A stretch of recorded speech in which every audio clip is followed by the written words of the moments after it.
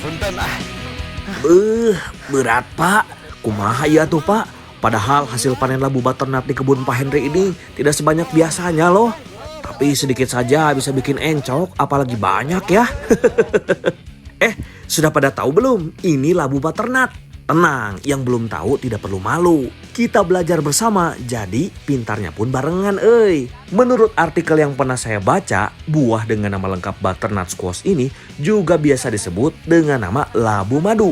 Tanaman merambat ini konon merupakan hasil perkawinan silang beberapa jenis labu asli Amerika. Ternyata ini labu impor Teksturnya yang lembut seperti butter atau mentega serta rasanya yang manis seperti nut atau kacang menjadi asal namanya. Meski berasal dari negeri Paman Sam, tapi butternut sudah menyebar hingga tanah air. Peri, mau panen Pak? Oh, ayo bantuan. Iya, siap. Ini juga mau panen. Ini bisa ya Pak ya ini ya? Udah bisa ya? Beres kan? Aku ngarorama harus penting. Di kebun milik Pak Henry ini terdapat puluhan batang butternut. Setelah 3 bulan dari masa tanam, labu manis ini akan mulai berbuah dan bisa dipanen.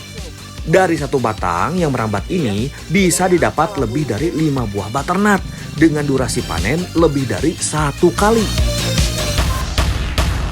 Ciri yang sudah matang mah mudah yang berwarna coklat cerah dengan kulit mengkilap. Banyak ya? Banyak Pak, lumayan lah. Banyak ini. Banyak Bang. Saya campurin. Sok.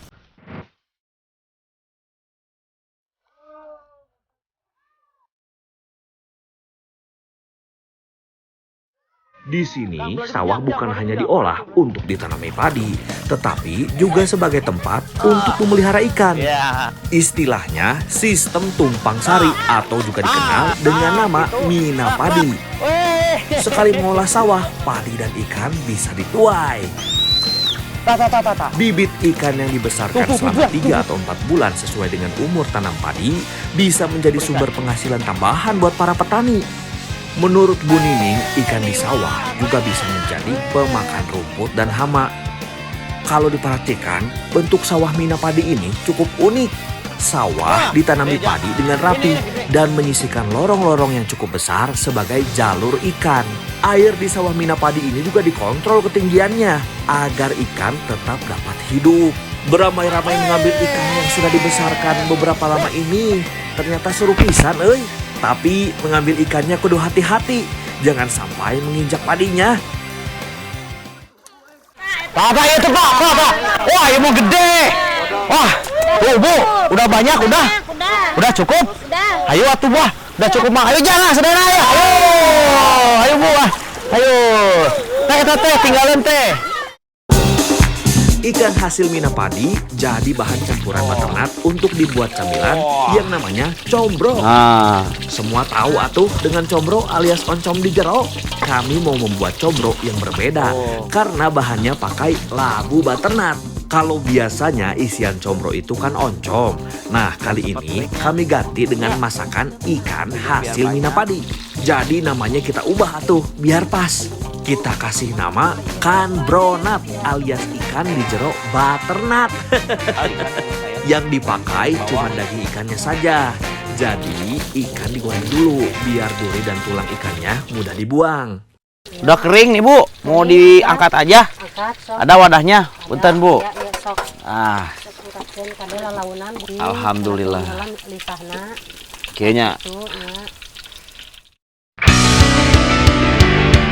Namanya isian kanbronat, jadi kita butuh bumbu untuk masak isiannya biar makin mantap. Cabai dengan bawang merah dan bawang putih dihaluskan. Ikan yang dibesarkan di sawah bersamaan dengan padi biasanya cenderung beraroma lumpur. Jadi bumbu masak ini digunakan untuk mengurangi bau lumpur sekaligus membuat masakan jadi sedap. Biar makin sedap lagi, kita juga bisa pakai bawang daun yang hijau sekaligus harum. Combro spesial dengan isian ikan alias kanbronat ini makin istimewa karena menggunakan butternut sebagai kulitnya. Tahu ternyata butternut ini banyak manfaatnya bagi kesehatan. Abdi pernah baca, labu madu kaya akan serat. beta karoten, vitamin A dan B kompleks yang baik untuk mengontrol gula darah, anemia, dan juga baik untuk yang sedang diet. Lihat saja daftar kandungan gizi butternut ini.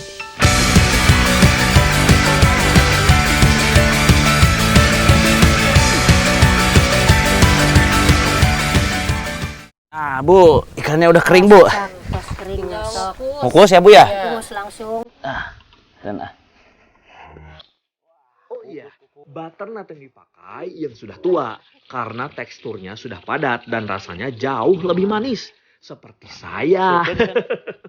Biar mudah dicampur adonannya, mari kita kukus dulu ya. Butternut dikukus ini tujuannya agar tekstur labu setelah matang tetap kering.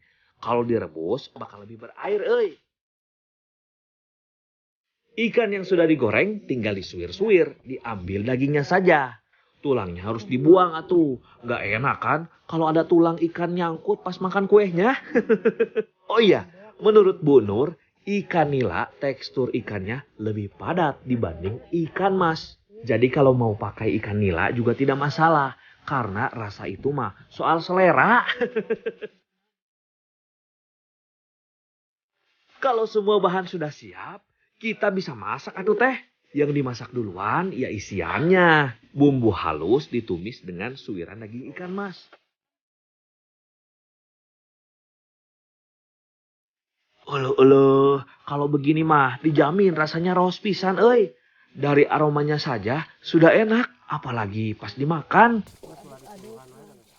sok teh, saya bantuin. Nah, ngalembutkeun ieu mah gampil atuh.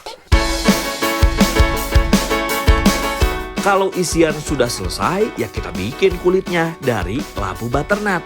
Kukusan labu yang sudah empuk jadi bahan utamanya. Adonan kulit camilan khas Sunda ini dicampur dengan tepung, jadi harus dihaluskan terlebih dahulu. Tekstur labu kukus yang lembek memang harus ditambahkan tepung agar adonannya nanti bisa menjadi lebih lengket dan mudah dibentuk.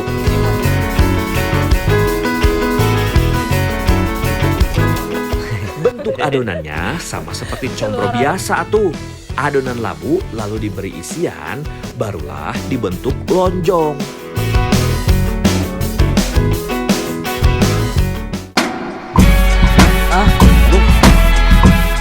Udah gak sabar nyobain combro labu alias kanbronat ini. Ini, Mbak. Tapi ya kita harus goreng dulu.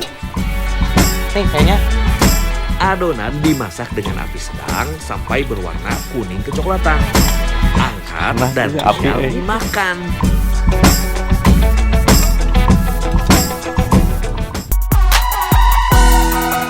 Ternyata labu butternut bisa juga diolah jadi bahan camilan tradisional.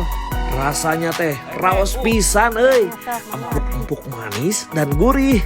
Dengan sedikit kreativitas, bahan dari alam bisa memberi manfaat lebih untuk kita semua.